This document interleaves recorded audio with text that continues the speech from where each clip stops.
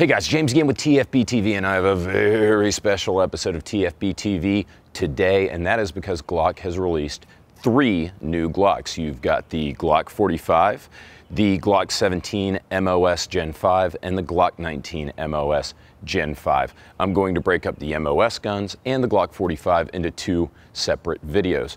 Right now we're going to talk about the Glock 17 and 19 MOS, but I'm primarily focusing on the Glock 19 MOS, and I'll tell you why.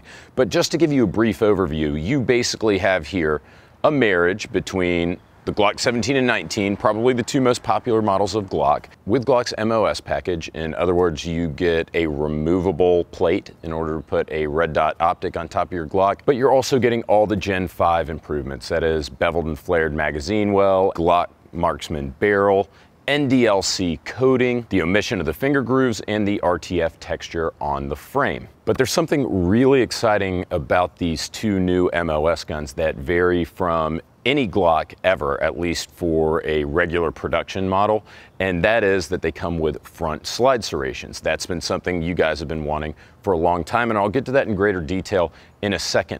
But you also have the omission of the half-moon cutout that all the other Gen 5 guns have on the front. I think the big message that we're getting from the 17 and the 19 MOS is that Glock is actually listening to its consumers.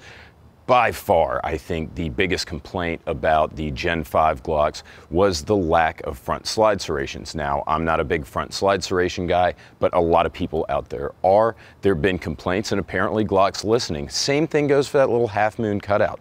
People didn't like that because they felt like it limited the useful area of the front strap on the Gen 5 guns, and it seems like Glock listened and omitted that from the new MOS guns. So I want to say, and I think the title of this video alludes to that, I think the Glock 19 MOS might be the best gun that Glock has ever put out. And the reason why I say that is, first of all, it's the Glock 19, Glock's most popular model. It is probably my favorite pistol. If I could just choose one gun to own, it would probably be a Glock 19, and I think a lot of people feel the same way. As you saw from my recent top 10 best-selling handguns video, it's still a hot seller no matter what variant it comes out in. It came in also #1 in our top 5 handguns poll, where I polled you guys. You guys voted for it, and you picked the Glock 19 as the #1. So you have the Glock 19, the jack of all trades. You can use it as a full-size duty gun, but it's also just the right size to be a good concealed carry gun. So not only do you have the Glock 19, which is indisputably Glock's best gun, but you have the Gen 5 variant of it, which is the most reliable Glock yet. If you guys haven't seen my Gen 5 Glock overview, go check that out. I'll try to remember to put a card up here so you can see the differences. But to go over them briefly, you had the omission of the finger grooves, which is, again, Glock listening to its consumers that didn't like the finger grooves in the Gen 3 and the Gen 4 guns. You've got a beveled and flared magazine well with, again, the omission of the half-moon cut that you see on the regular Gen 5 Glock 19. You've got the RTF grip texture, you got the ambidextrous slide release, the reversible ambidextrous magazine release, and you also have the Glock marksman barrel, which is capable of putting 4-inch groups up at 50 yards. So why do I think that the Glock 19 MOS is probably the best gun that Glock has ever made? You got the Glock 19, you got the Gen 5 version of the Glock 19, and then you have the MOS improvements that really push it over the edge. You get people that were buying Glock 19s, Gen 3, Gen 4, Gen 5, whatever, and what improvements were they doing to them? Accuracy, trigger, the lack of front slide serrations, and it's really sprung up this boutique Gucci industry of accessories and these ridiculously overpriced milled out slides, really expensive triggers, tournament barrels, ambidextrous slide releases, different controls. And with the MOS Glock 19, Glock has finally stopped making millionaires out of other companies. In other words, you don't have to go to a third party now to get exactly what you want from Glock. Undoubtedly, one of the most popular improvements to Glocks over the past few years, one of the most popular aftermarket accessories, have been aftermarket slides, which are really expensive, whether you get them naked or complete. Very expensive, but people are buying them because they want the red dot cutouts and because they want front slide serrations. Glock is providing that for you now.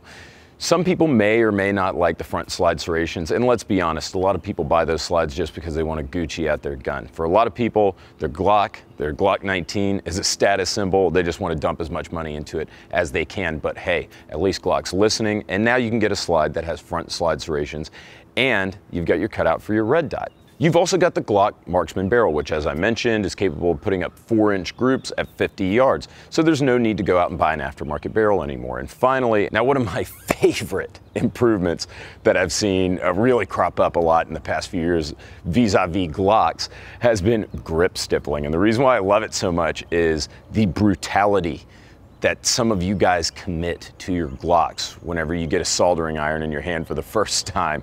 I mean, there are people that just ruin their frames. With the grip stippling, well, no more, because in my opinion, the Glock RTF texture is about as good as it gets, if not as good as it gets. I really do like the finer RTF2 texture personally, but the RTF texture I think is one of the best grip textures out there across any gun. So hopefully that means you guys aren't going to beat your Glock with a soldering iron anymore if you're happy with the grip texture. So guys, I'll throw a Glock spec sheet up on the screen. As you can see, it's a Gen 5 Glock 19, but that's really what we want, right? We don't need these sweeping, drastic changes. It's the Glock 19 that we know and that we love. We don't want Glock messing with it too much, but then there is a large community of people who want these aftermarket improvements, and at this point, they've been forced to go to third parties, to other manufacturers in order to get the improvements that they want to give their Glock a little bit of an edge, or if they want to add a red dot or what have you. Now, I don't think it's necessary anymore. Guys, I know the title's a little bit clickbaity, but I believe what I'm selling. I think that this is the best Glock to come out of the factory. If you guys disagree with me, go ahead, tell me in the comments and tell me why. If you agree with me, I like those comments better. So put those down below too. If you guys are really happy with Glock, hopefully they're reading these comments too. Glock, thank you guys for sending me an early copy of the 17 and the 19 MOS to evaluate. I know I spent a lot of that video on the 19 MOS, but the 17 MOS is out there too for you guys that like your Glock in XL versus L. Thank you to Ventura Munitions, the best ammo sponsor in the world, and thank you to Blue Alpha Gear, the best belt sponsor in the world.